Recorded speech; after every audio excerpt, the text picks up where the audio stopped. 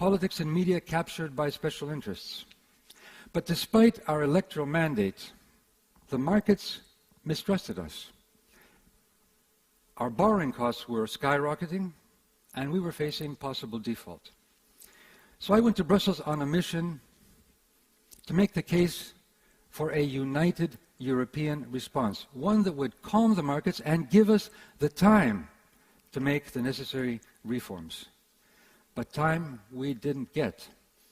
Picture yourselves around the table in Brussels. Negotiations are difficult, the tensions are high, progress is slow, and then 10 minutes to 2, a prime minister shouts out, "We have to finish in 10 minutes." I said, "Why? These are important decisions. Let's deliberate a little bit longer."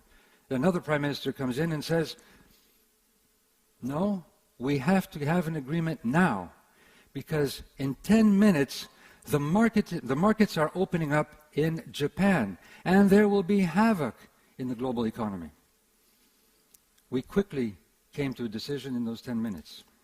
This time it was not the military, but the markets that put a gun to our collective heads. What followed were the most difficult decisions in my life. Painful to me, painful to my countrymen, imposing cuts, austerity, often on those not to blame for the crisis. With these sacrifices, Greece did avoid bankruptcy and the Eurozone avoided a collapse. Greece, yes, triggered the Euro crisis, and some people blame me for pulling the trigger, but I think today that most would agree that Greece was only a symptom of much deeper structural problems in the Eurozone, vulnerabilities in the wider global economic system.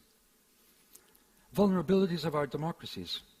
Our democracies are trapped by systems too big to fail, or more accurately, too big to control.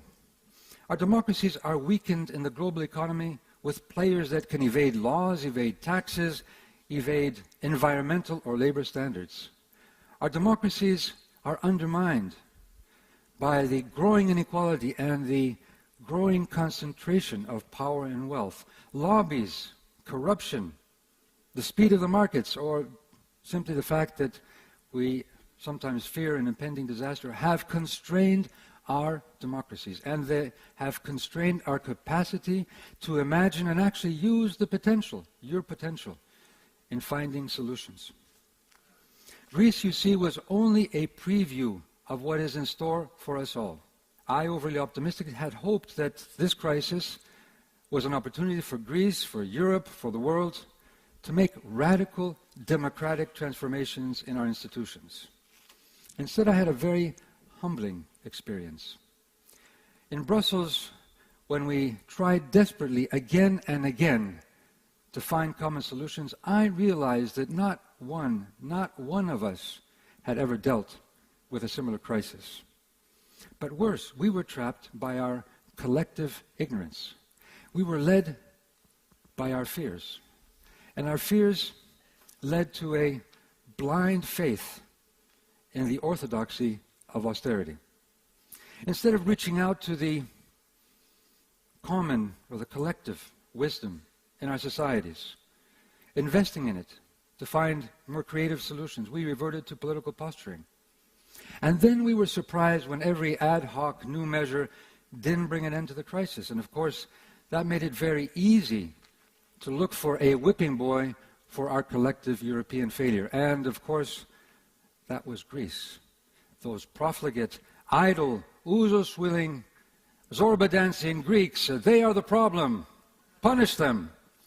Well, a convenient but unfounded stereotype that sometimes hurt even more than austerity itself. But let me warn you, this is not just about Greece. This could be the pattern that leaders follow again and again when we deal with these complex cross-border problems, whether it's climate change, whether it's migration, whether it's the financial system. That is abandoning our collective power to imagine our potential, falling victims to our fears, our stereotypes, our dogmas, taking our citizens out of the process rather than building the process around our citizens. And doing so will only test the faith of our citizens, of our peoples, even more in the democratic process. It's no wonder that many political leaders, and I don't exclude myself, have lost the trust of our people.